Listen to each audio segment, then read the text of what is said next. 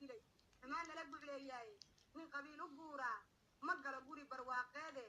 geedkii loo baan leenahay gaaban oo adhiye garoorka iyo subaga igu filan oo gubaada ay wax shisheeye ka soo gala gaajo bixin waaye